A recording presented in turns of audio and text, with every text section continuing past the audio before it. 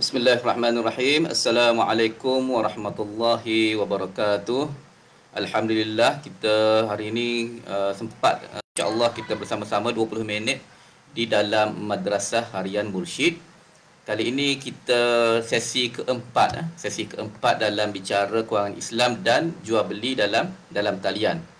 Kita agak lewat pada hari ini sebab tadi saya ada mesyuarat fatwa Perlis dengan habis agak lewat. Tapi kita tak nak tangguh kita punya perbincangan tentang kewangan Islam dan jual beli dalam talian. Pada hari ini kita tetap akan bincang isu jual beli dan talian. Kali ini kita sesi yang keempat. Yang keempat. So untuk yang pertama, sebelum kita dah bincang bagaimana jual beli emas dalam talian kan. Seterusnya kita bincang tentang kaedah-kaedah jual beli dalam talian. Kemudian kita bincang minggu lepas soal bagaimana proses viral marketing, kadang-kadang menggunakan kaedah-kaedah an-najash, pura-pura nak beli kan, trik-trik yang haram lah yang kita buat dalam talian.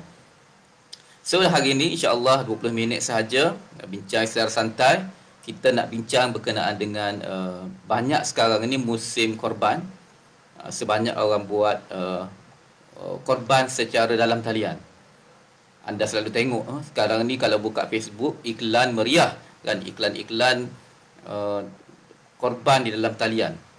Buka aja Facebook, nampak aja iklan korban kan. Macam-macam jenis korban. So korban ini kita sendiri tak pergi, kita tak buat pun, dan kita sekadar order dalam talian. Cuma sudah tentulah korban itu sendiri dijalankan secara fizikal lah, dan lembu dan kambing secara fizikal. Cuma bagaimana cara akad yang sesuai untuk dibuat korban dalam talian. Korban memang tak dipertikaikan, ibadah yang sangat-sangat dituntut, pahala yang besar. Bahkan mazhab Hanafi kata wajib, bukan fardu ain, wajib korban. Ada setengah mazhabnya kata wajib kan. So ada kata sangat-sangat sunat mengakad lah. Majoriti mazhab kata sunat mengakad. Maksudnya kalau kita ada duit memang disunatkan kita berkorban. Kalau boleh elakkanlah daripada tidak berkorban. Cuma persoalannya korban yang terbaik ialah korban di tempat sendiri. Itu yang lebih afdal kan.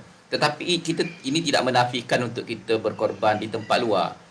Contohnya di luar negara kan. Tempat sendiri buatlah. Di tempat luar pun kita tak nafikan. Sebab kadang-kadang di tempat sendiri pun orang miskin pun ramai, tak ada duit pun ramai. Tapi di luar negara kadang-kadang mereka pun lagi ramai, lagi miskin daripada kita. So ini tidak menafikan. Dengan adanya syarikat-syarikat yang menawarkan korban di tempat-tempat yang lain, di Malaysia, di tempat-tempat yang lain, ini memudahkan urusan kita, memudahkan kita nak menguruskan korban lah. Lagi-lagilah pada tahun ni nampak gayanya, tengok anak bulannya, raya haji tu ada lah kan. Tapi bentuk raya-raya haji tu mungkin sama macam raya-raya puasa juga kot kan, raya korban tahun ni. Maksudnya korban itu tidak semeriah sebelum ni lah. Tak boleh nak sembelih sendiri, tak boleh kan. Macam Jawi telah keluarkan untuk korban surau kena sembelih di tempat dia, di kandang khas kan? Tak boleh sembelih sendiri. So tak apalah, yang pastinya kita tetap meriahkan dengan korban. Cuma dengan adanya company-company yang menawarkan korban online ni, dia banyak memudahkan. Cuma persoalannya bagaimana akad yang kita buat dengan company-company yang dalam talian ni kan. Apa akadnya? Sekadar pemerhatian saya lah yang ringkas ini, kebanyakannya dia tidak menjelaskan dah apa akad dia. Dia macam kita sama-sama faham je lah kan. Okeylah. So bila kita sama-sama faham apa akadnya, akad wakil lah. Kebanyakannya menggunakan akad wakil kan. Ataupun dalam bahasa Arab namanya akad wakalah. Bahasa Melayu wakil. Wakil ni asalnya perkataan Arab lah. So wakalah ini kita melantik pihak syarikat untuk mencari lembu yang sesuai, untuk membeli lembu bagi pihak kita yang sesuai, dan untuk urusan penyembelihan dan untuk urusan pengagihan. Kita buat bagaimana akadnya wakalah. Kebanyakannya guna akad wakalah. So kita nak fahamlah konsep wakalah ni. Wakalah ni akad yang berbentuk amanah, yang mana kita percaya, kita trust kepada company tersebut dia akan lakukan bagi pihak kita, dia akan membeli bagi pihak kita. So, salah tak akad ini? Tak salah. Kan? Akad wakalah ini boleh dibuat. Adakah kalau kita tak tahu kita guna akad apa, sah ke tak sah? Dia tetap sah. Kan? Kita tak tahu pun akad apa, asalkan kita faham je kan, konsep dia ni, dia tetap sah. Cuma ada beberapa isu yang kita perlu perhalusi dalam akad wakalah. Yang pertamanya, apabila kita mewakilkan kepada pihak syarikat untuk membeli, maka pihak syarikat sewajarnya memberitahulah segala bentuk maklumat yang kita perlukan. Contohnya macam kalau kita nak tahu berapa harga lembu, dia kena bagi tahu secara jelas. Berapa berat lembu, dia tak kena beritahu secara jelas. Berapa upah yang dia bayar untuk kos-kos semuanya, berapa kos lembu dan berapa kos upah penyembelih dan berapa untung ujrah yang company itu ambil, dia kena jelaskan. So, apabila dia guna akad wakalah, segala bentuk upah yang diperolehi oleh company, dia kena jelaskan. Dia kena spesifik. Sebab apa? Sebab wakalah ini akad yang memerlukan ketelusan. So, dia kena spesifik berapa ujrahnya. Contohnya katalah RM350 satu bahagian. Ataupun RM400 satu bahagian. Ataupun RM500 satu bahagian. So, apabila kita guna akad wakil, maka sudah tentulah company tersebut dia wakil bukan percuma. Kan? Dia wakil beserta dengan upah. Wakil itu untuk urusan pembelian. So, upah yang company ambil itu berapa? Itu tanggungjawab syarikat lah untuk menjelaskan kepada masyarakat. Dia tak boleh longguk. Ini RM500 ini termasuk upah kami. Sebab upah dia termasuk dalam akad lain, iaitu akad apa? Akad ujur, akad ijarah. Kan? Akad ijarah. So, bila termasuk dalam akad ijarah, dia kenalah mention lah sedikit kan, kadar upahnya. Contohnya kami ambil 10% kami ambil upah. Kan? Katalah harga RM500, RM50 upah kami. Kan? Ataupun syarikat juga boleh buat. Contohnya kami mengambil upah RM50 di atas setiap proses, RM1 di atas setiap proses korban ini, dan upah itu merangkumi untuk bayar staf-staf kami lah kan, untuk bayar kos transfer duit, kos macam-macam lah kan, kos pergi menghantar wakil kan, itu pun memerlukan kos kan, menghantar wakil yang pergi tengok ataupun melantik wakil, dia tak hantar sebab PKP susah nak pergi, so dia lantik wakil, dan wakil itu pun perlukan duit, perlukan upah juga. So dia kena bagi tahu lah, kami ambil daripada harga RM500 ini RM80 adalah upah kami kan. Dan apabila dia melibatkan akad wakalah, dia kena clear lah kan. So, kambing ataupun lembu yang kami cari ni beratnya lebih kurang macam ni lah, kena bagi tahu range berat kan, berapa range beratnya, dan harga mungkin sebab kambing itu berbeza dan jumlah yang ramai, agak sukar lah untuk kita buat satu-satu. So, company kena bagi tahu sepatutnya kena bagi tahu berapa harganya, dan mungkin ada sedikit perbezaan harga. Contohnya dia kata upah kami RM80, tapi mungkin ada kambing yang kami dapat murah, mungkin ada kambing yang kami dapat mahal kan.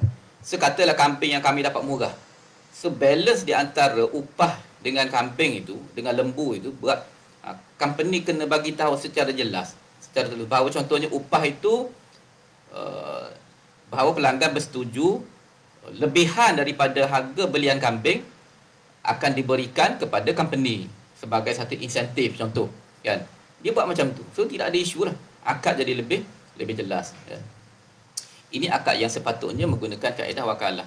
So dia kena reveal everything, dan kalau customer meminta nak tahu berapa, dia kena bagi tahu kan. So akad wakalah boleh digunakan, tetapi dia tertakluk kepada ketelusan dan disclosure, pendedahan maklumat-maklumat yang kita berikan tadi.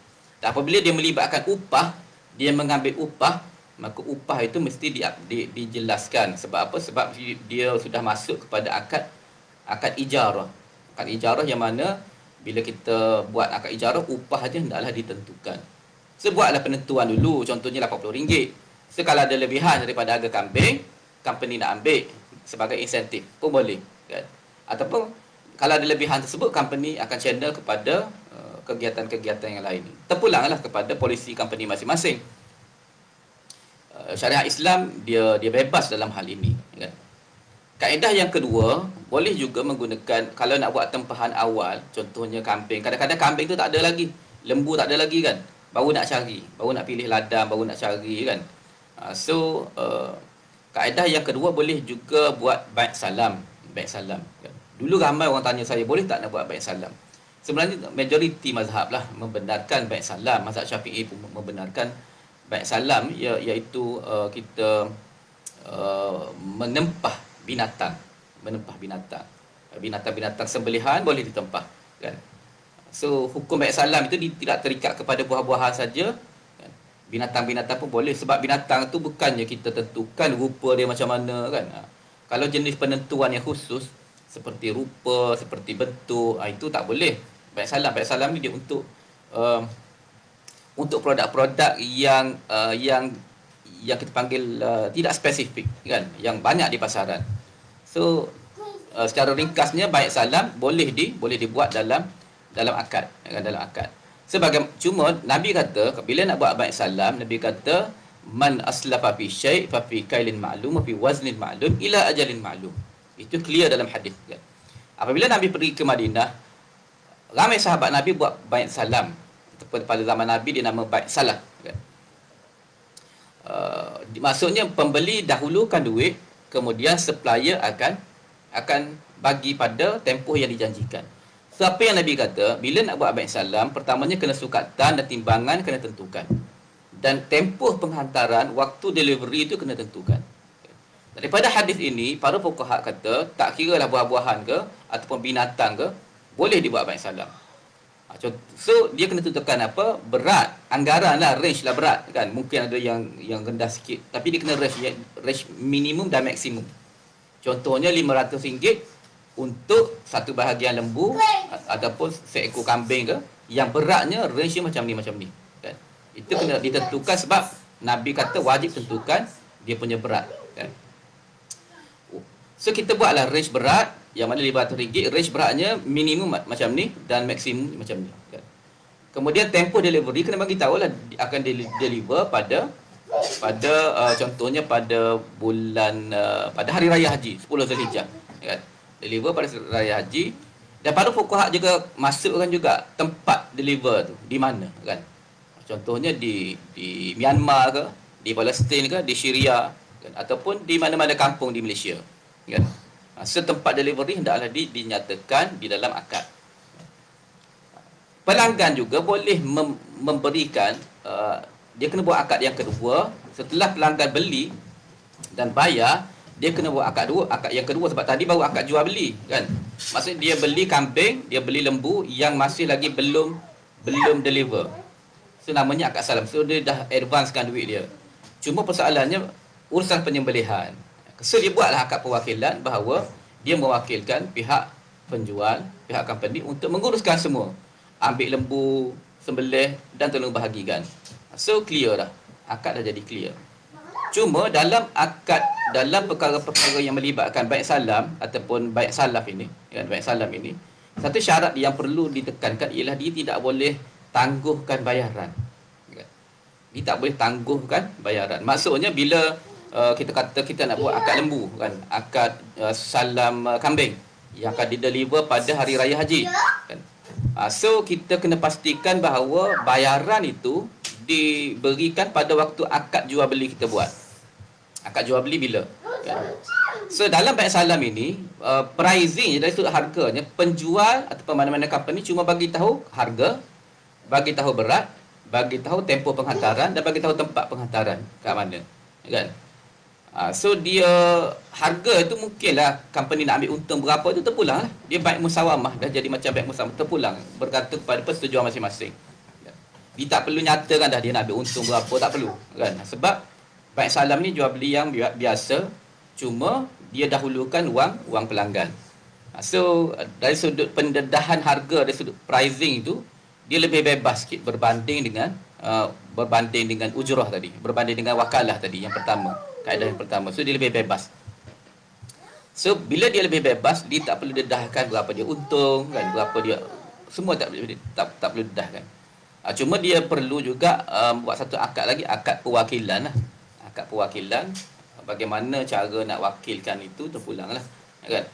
Nak wakil tu penghantaran di mana, nak ambil di mana, dan urusan penyembelihan.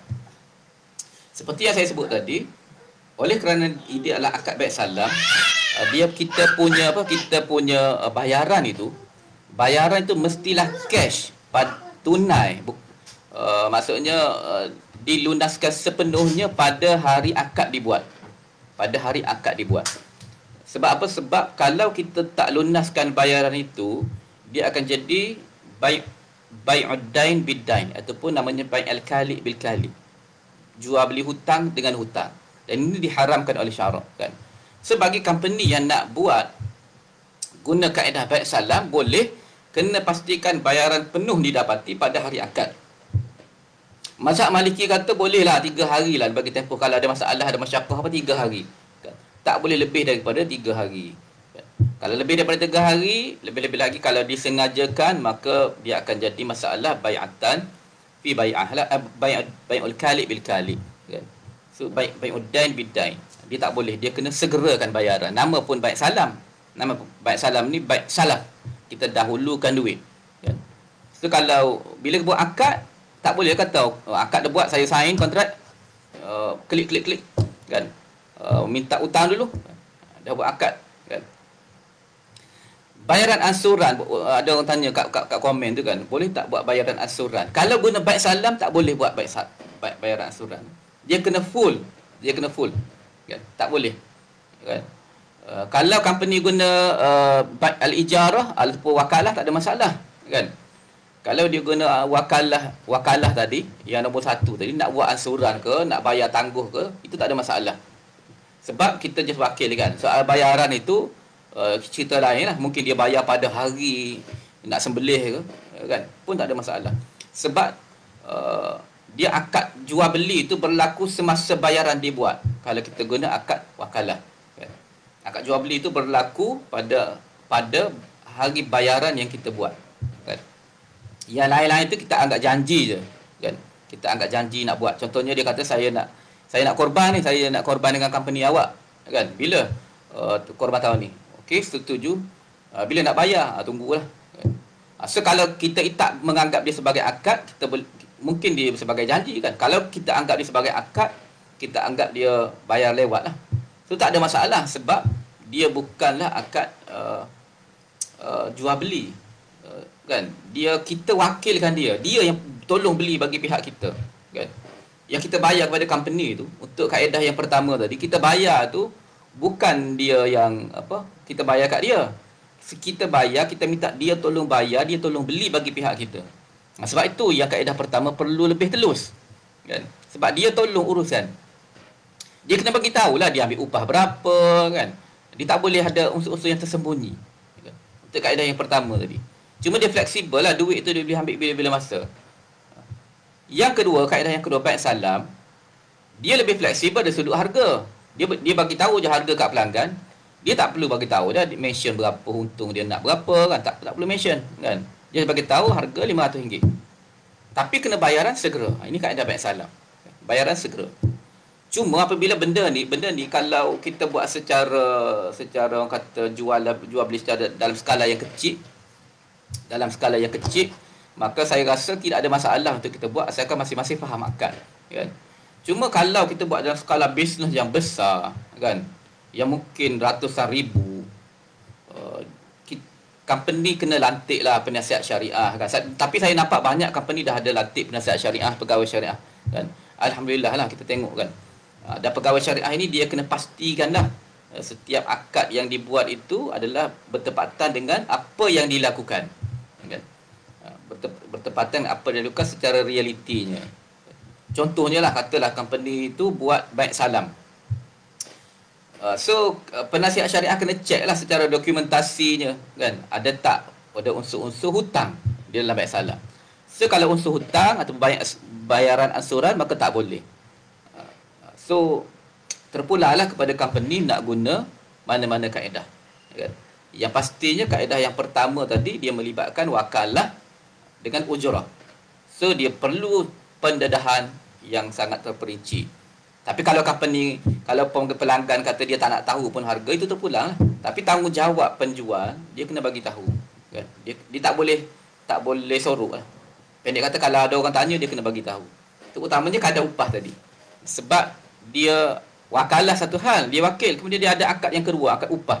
Dia ambil upah, tolong buat macam tu. Kan? Tak ada masalah, dia naik upah berapa, tak ada masalah. Kan? Dia nak ambil 50% pun tak ada masalah. Harga RM500, upah saya 50%, RM250. Setuju. Kalau harga RM1,000, upah saya RM500. Kalau pelanggan setuju, no problem. Kan? Tak ada masalah. Asalkan benda tu clear peringkat awal. Kan? Ya, jadi masalahnya kalau tak clear, yang ni jadi masalah. Dia akan pergi kepada aklul mal bil batil, makan harta secara batil. Tapi bukan tanggungjawab pembeli ataupun yang penempah itu, dia dah settle lah. Kan? Yang jadi yang haramnya kepada kita risaunya, benda nak buat benda baik kadang-kadang tu, tapi kaedah tak betul, dia jadi haram lah. Kan? Dia jadi haram. So perlu berhati-hati. Kan? Kita nak buat benda baik, yang penjual, yang company-company yang buat ni pun buat kerja-kerja yang bagus. Kan? Yang tak semua orang boleh buat. Kan? Dia pergi tolong kita korban tempat-tempat yang memerlukan, bukan sekadar dia untuk bisnes dia, tapi pada masa yang dia boleh bantu masyarakat luar kat sana. Kan? So, dan dia membuka peluang juga untuk ramai berkorban. Ada orang tak mampu nak seekor lembu kat tempat kita, mungkin dalam 700 kan. Mungkin kita tak mampu. So dengan ni company-company yang macam ni, sebab kat sekat luar murah kambing-kambing kan. Mungkin dalam RM300 je dapat kambing. So kita membuka peluang lah kepada orang untuk berkorban. Kan, orang yang ada kurang kemampuan. Orang yang kemampuan lebih tak apalah. Kan? So secara umumnya korban itu bagus. Dan penyediaan banyak tempat itu bagus, alternatif. Korban yang paling afdal di tempat sendiri, tetapi tidak menafikan boleh berkorban di tempat lain. Cuma pada masa yang sama kena jagalah, kena jaga akad, kan. At least mungkin majoriti pendengar pada hari ini bukanlah company, tapi at least kita tahu apa akad yang kita buat, kan. Sama-samalah kita belajarlah memperbetulkan akad-akad. Sekiranya tak betul, kita betulkan tempat mana yang betul. Kalau dah betul itu alhamdulillah, kita anggap sebagai satu pembelajaran lah. At least kita tahulah apa akad dalam aktiviti kita pada seharian. So masa dah 22 minit saya live. InsyaAllah kalau ada masa minggu depan kita boleh lagi live dalam topik-topik yang lain pula. Aku lihat qawli hadza, astaghfirullahalazim. Assalamualaikum warahmatullahi wabarakatuh.